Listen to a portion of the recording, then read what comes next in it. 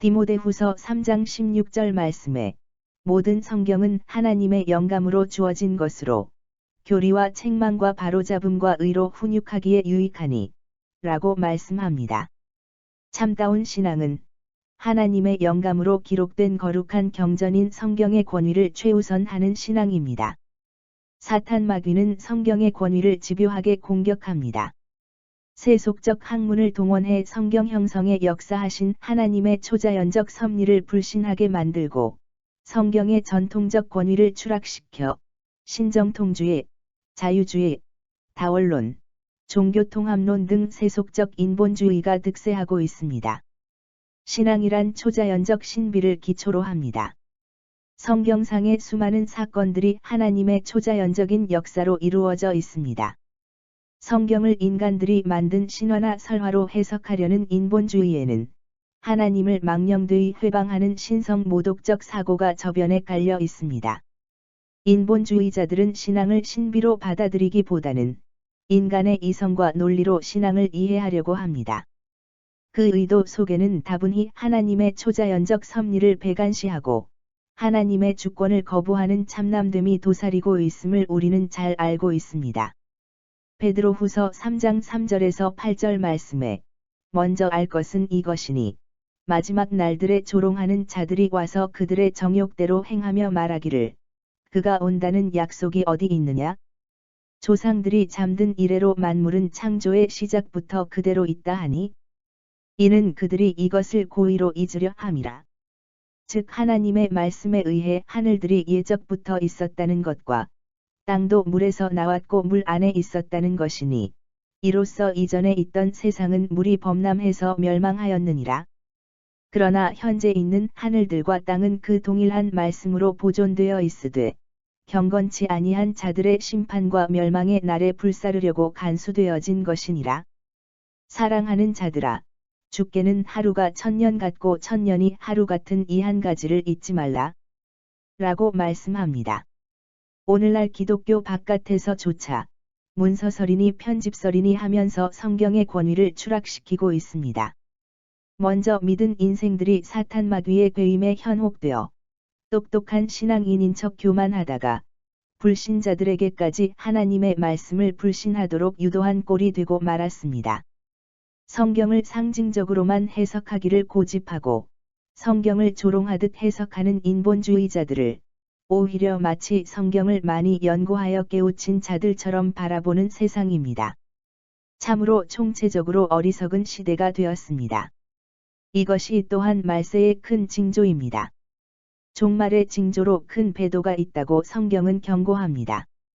다원론이나 종교통합을 주장하는 큰 배도가 벌써부터 있어 왔습니다. 그런데 하나님의 말씀을 하나님의 말씀이 되지 못하게 하는 인본주의자들의 성경 해석, 이것 역시 큰 배도입니다. 디모데후서 4장 3절에서 4절 말씀에 때가 이르리니 사람들이 건전한 교리를 견디지 못하고 그들 자신의 정욕에 따라 가려운 귀를 즐겁게 해줄 선생들을 많이 두리라. 또한 그들이 그들의 귀를 진리에서 돌이켜 허탄한 이야기로 돌리리라 라고 말씀합니다. 참다운 신앙인이 되려면 성경은 하나님의 감동으로 기록된 하나님의 말씀이라는 확고한 믿음이 있어야 합니다. 성경의 1.1획도 인간들이 임의로 가감해서도 안 됩니다. 성경은 예수님을 통한 하나님의 약속과 축복의 말씀임을 철저하게 믿어야 합니다. 성경은 인간의 입장에서 쓰여진 기록물이나 이야기책, 무용담이나 역사책이 아닙니다. 성경은 하나님의 아드님, 예수님을 통하여 인생들을 구원하시는 하나님의 놀라우신 계획을 알려주시는 하나님의 약속의 책이요, 거룩한 하나님의 말씀입니다. 우리 신앙의 출발은 하나님의 말씀인 성경에서 시작합니다. 성경을 인간이 저술하고 기록하고 편집한 불완전한 책으로 권위를 인정하지 않는다면 애초에 바람직한 신앙인이 될 수도 없고 성경 그 어디에서도 하나님을 만날 수 없습니다. 베드로후서 3장 16절 말씀에 그의 모든 편지에서도 이런 것에 관하여 말하고 있으나 그 가운데는 깨닫기 어려운 것이 덜어 있어 무식한 자들과 견고하지 못한 자들이 다른 성경들처럼 억지로 풀다가 스스로 멸망에 이르느니라. 라고 말씀합니다. 이미 오래 전부터 교만하여 타락한 신앙인들이 성경을 자기들이 해석하고 싶은 대로 해석하여 하나님의 신비를 수없이 훼손시키고 혹세무민하여 연약한 영혼들로 하여금 하나님을 만나지 못하게 만드는 패역된 일이 자행되었고 여전히 진행 중입니다.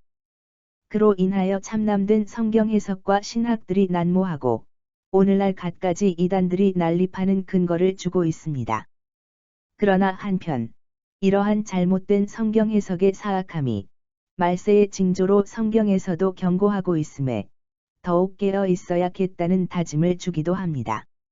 성경의 권위를 최우선에 두는 참다운 신앙은 다음과 같은 성경 구절처럼 피조물을 사랑하시는 하나님의 인생들을 향하신 관심의 세미하심과 사랑의 지극하심에 그 근거를 두고 있습니다.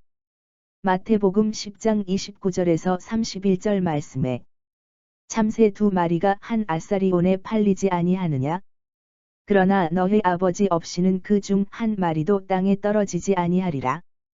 그러나 너희의 머리털까지도 다 세어 두셨나니 그러므로 두려워하지 말라. 너희는 많은 참새보다 더 귀하니라 라고 말씀합니다. 참새 한 마리까지도 생각하시는 하나님께서 당신의 외아드님 예수님을 십자가에 죽이실 만큼 관심을 가지고 계시는 인생들의 구원과 멸망에 큰 영향을 주는 성경의 조성과 번역에 아무런 간섭을 하지 않으셨다는 것은 절대로 있을 수 없는 일입니다. 실수투성이의 편협함과 오만함의 덩어리, 거짓과 위선에 가득 찬 인간들의 손에 하나님의 말씀을 무책임하게 그냥 내맡겨 성경을 읽는 인생들로 하여금 혼란에 빠져 오히려 더욱 진리에 메마르고 허덕이게 내버려 두시는 무책임한 하나님이 아니십니다. 하나님의 말씀인 성경을 인간이 만들어낸 신화로, 인간이 지어낸 설화로, 한 나라의 과장된 역사책으로 바라보는 인생들은 성경을 통하여 하나님을 만날 수도, 하나님의 음성을 들을 수도, 하나님의 자비하심을 입을 수도 없는 너무나도 불행한 인생들입니다. 하나님의 말씀이 히브리와 헬라어, 아람어에서 라틴어로 번역되거나, 성경이 라틴어에서 영어로 번역되거나, 성경이 영어에서 한문으로 번역되거나, 성경이 영어에서 한글로 번역되거나, 성경이 최후의 어떤 소수 종족의 언어로 번역되는 과정에서도 언제나 하나님께서는 그 성경을 읽게 될 문명의 인생들을 동일하신 사랑하심과 관심으로 성경의 집필과 번역에 성령님의 감동 감화로서 역사하셨음을 믿습니다. 이것이 참다운 신앙인들이 하나님을 일관되게 전체적이며 포괄적으로 믿는 모습입니다. 하나님의 존재를 부정하는 것, 하나님에 대하여 무관심한 것, 하나님을 무책임한 존재로 여기는 것, 하나님을 여러 신들 중에 하나로 여기는 것, 하나님의 초자연적 역사를 그저 신화로 여기는 것 등등. 이런 것들을 사탄 마귀가 가장 원하고 있습니다. 인간 세계에서 그냥 무시되어 버리는 하나님을 사탄 마귀가 가장 원하는 것입니다. 바로 하나님의 말씀인 성경책 역시 그렇게 인생들에게 별 의미 없는 책으로 무시되는 것을 세속적 학문과 타락한 신학을 사용하여 사탄 마귀가 조장하고 있습니다. 잘못된 성경 해석으로 양의 탈을 쓴 늑대들의 시대가 되었습니다. 주일날 교회에 잘 꾸미고 와서 강대상에서 들려오는 양탈 늑대의 가르침에 그저 개슴츠레 뜬 눈으로 고개를 끄덕이다가 자신의 의도와는 관계없이 늑대와 함께 무적행으로 떨어지고 있습니다. 오늘날 많은 종류의 성경이 있습니다. 참다운 신앙인들이 각각의 성경의 권위를 인정하는 것에는 다음의 세 가지의 대전제가 있습니다. 첫째, 본질적인 것, 구원의 문제는 일치해야 합니다. 오직 예수님 외에는 길이 없다는 것에는 타협의 여지가 없습니다.